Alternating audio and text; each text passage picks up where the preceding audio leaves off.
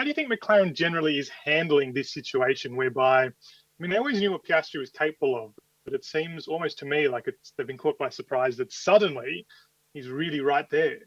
Yeah, have they been caught by surprise? I'm not sure. Look, I think this is a McLaren team that historically have had a huge amount of success, but in recent years that success has rather been out of reach.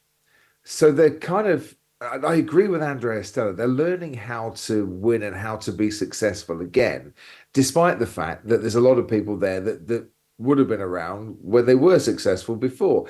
You know, winning becomes a habit, and you get out of that winning habit, and you forget a few things. So I'm not surprised that everything isn't completely 100% slick and smooth.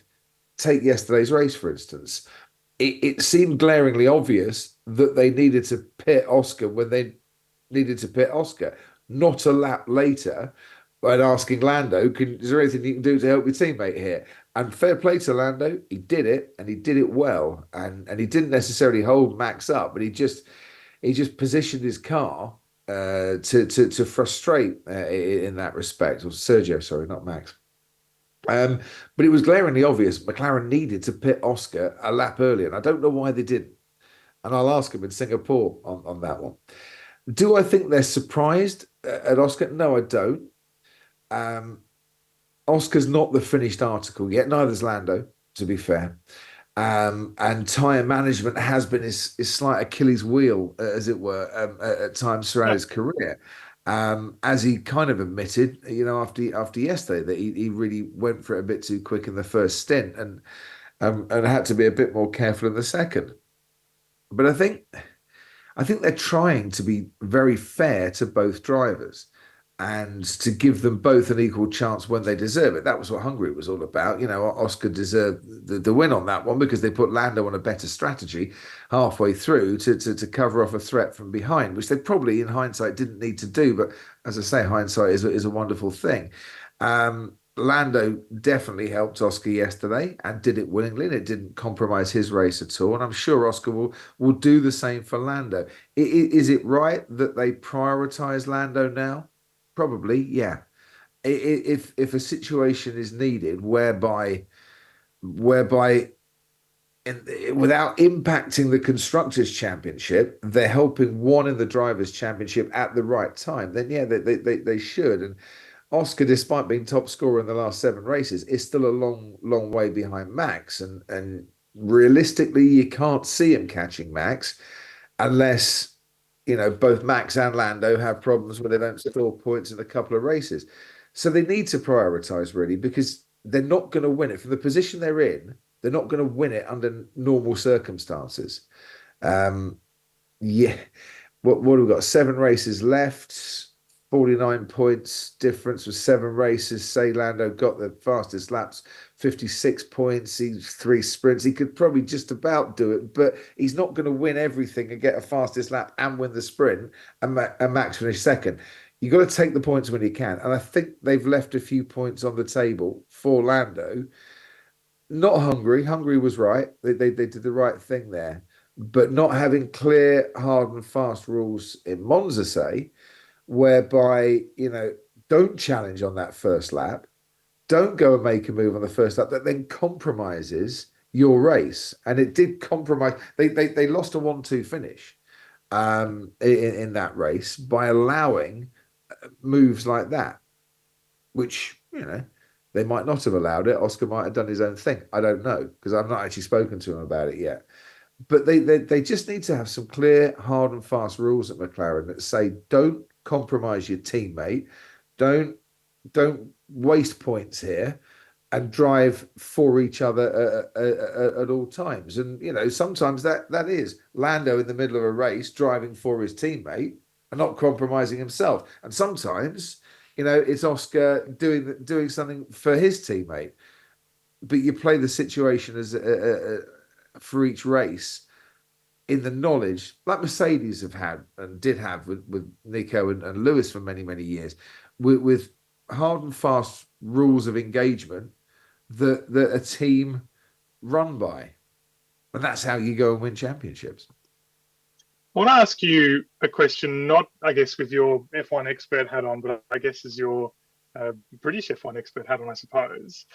What's the British take on this rivalry? I mean, I guess maybe it's slightly too early to call it a rivalry between Piastri and Norris, but obviously, it's bubbling up there, right? What is the Yeah. British perspective on what's happening right now?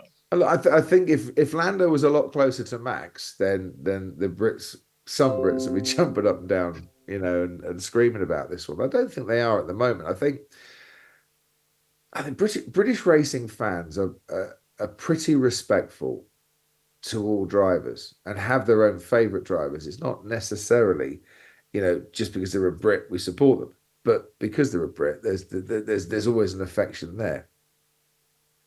And I think it's not a rivalry as yet.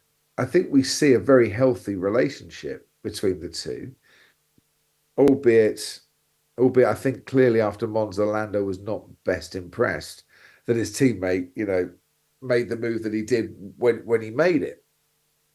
But we see it as two emerging stars, I think, two very fine drivers. And I think at the moment the support is there for the team. It's great to see McLaren back rather than, let's focus on the rivalry too much. They may be a bit too far adrift of Max for it to get really, really serious in the rivalry stakes. But the main focus is in, isn't it brilliant to see McLaren back on form? Isn't it great to see this wonderful team that have won so many championships over the years move out of the doldrums and now into being a front running contender at pretty much every race? So I think that's kind of where the attention lies. There's never really been, I guess, a good, I'm trying to think now, Australian English, Australian British double act kind of thing, has there been? I mean, you'd have to probably go back to Jack Brabham's days when you had Stirling Moss and Jim Clark and that kind of thing. Do you think there could be scope for that kind of, like an Ashes of Formula One Oh, vibe well, in this in the next year or two? don't bring up the We have to Ashes. win, obviously, for it to be the Ashes, but Yeah, well, the exactly. principle. Don't start. The rain saved you guys again. The T20 yesterday, absolutely appalling. Look, I think has there ever been a good? I think that it is very healthy in life to have a clear rival, and when it comes to sport, England Australia is always a clear rivalry, and in all the best ways, because I think it's a rivalry that brings out the best in the competitors each time they play. Be that cricket, be that some of the netball series that we see, be that athletics on the track, be it rugby union, rugby league, whatever. There's always a real intensity, isn't there, between England and Australia, and McLaren, should use that to their best effect, because if it does bring out the best in the competitors and it does see them move to new higher levels and push themselves harder, that is only good for the team as well. Um, Knowing Lando and Oscar as I do, having spent time with them as I do, I think the guys don't see it as a rivalry necessarily. They just know that they're going to be judged on what they do against their teammate. More focus is going to be on that than what they do against other drivers, because they've got the same car, the two of them, and they get on well, and they support each other well on and off the track. And I think McLaren have found themselves with a hugely impressive driver lineup that will serve them well for many years to come, and we're seeing the benefits of that on the track. So knowing them as you do, knowing McLaren as you do now, even if the team feels relatively fresh, as you mentioned earlier, this year, okay, the Constructors' Championship, it's moving in McLaren's favour. The team seems quite harmonious. Next year, if they start as either the team to beat or among the teams to beat, that focus is going to be much greater, isn't it? Because suddenly you're going to have both drivers potentially competing for the title. Do you feel like McLaren will be ready for that, considering how quickly they've become title contenders again, when all the talk was that it was going to be 2026, not late 2024? Yeah, I think they will, because they'll take stock over the winter. They'll revise their expectations, and they'll set out with a very clear agenda for next year. And I think there'll be a clear agenda going forward this year as well, and masterminded by and I think this is the real key to McLaren's success, although he's quite a modest guy and he probably wouldn't like to admit it. But Andrea Stella has taken to that team principals role so superbly well and has channeled everything he's learned over the years as a race engineer to Michael Schumacher, as a race engineer to Fernando Alonso, as working within that McLaren organization. He knows how to achieve success. He knows what you need to do.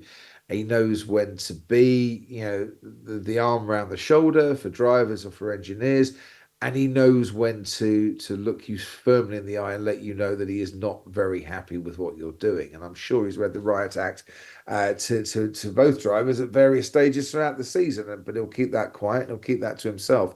He's a hugely impressive man. His attention to detail is meticulous, and and I just think that it won't be a problem to have two drivers competing at the highest level if they know what is expected of them on the track. Mercedes did this for many years with their rules of engagement. And both Nico and Lewis and Valtteri and Lewis, they knew exactly how far they could push it before they'd be in Toto's office, and detention would be coming their way. So I think I don't see it being a problem. It's only ever a problem if there's a perception that one or other of the drivers has done things they shouldn't do. I would love to have a copy of those papaya rules. We're probably not going to get a copy of those papaya rules, but it would be nice to see what papaya rules is all about, and who's sticking to it the more closely. But if you're open, you're upfront, you're honest, and those expectations are laid down for you, that it shouldn't be a problem, even if those expectations have changed a bit, and the success and the expectation of success has come around a lot more quickly. Well, we're now 15 minutes. Do you have time for one very short final Yeah, question? go for it. Or are you good? They're two obviously both very great drivers. Norris's experience, what he's capable of. Piastri is on that upwards trajectory. I guess we don't know what his ceiling's like. Do you think long term this driver lineup can stay together, or is it impossible to have two number ones in the long term at a team? Yeah, no, I think there is. If your car is dominant, it's always a lot easier. But yeah, I think when you've got two number ones, you want to keep hold of two number ones. I think that this is a driver lineup that McLaren have nurtured in the form of Lando Norris, identified at a very young age, and I think as soon as it became aware that Oscar was available, Zak Brown jumped at the chance to sign a driver who I think has all the attributes to be a world champion one day. And I'm not saying Lando doesn't. I think he has too. But I think it's quite clear that Oscar is one of the most level-headed, calm, dependable drivers with exceptional talent that we see on the grid. And I think, and I've said this before, he is a world champion in the making. There is no mistake of that whatsoever. McLaren know this, identified this, and that's why they didn't turn down the opportunity to bring him into the fold. I think he will push Lando, and I think Lando will push him. And I think that will be to the benefit of the team. But if it ever gets to a stage where it's not, I think in Andrea Stella, they've got a team principal that will sort out the issue straight away. And things are looking really good for McLaren. It's great to see this team on the up. And it's great to see that this team could be on the up for many years to come. The only downside, they're a customer when it comes to engines. They're not making their own engine, and it's going to be an engine formula from 2026 onwards. So if Mercedes have done a great job, brilliant, then they're in the ballpark still, but they're reliant, aren't they, on other people on that one. So maybe long term, an engine deal might need to be done. Ron Dennis always said you don't win championships as a customer, but they've got a chance of doing that this year. I'm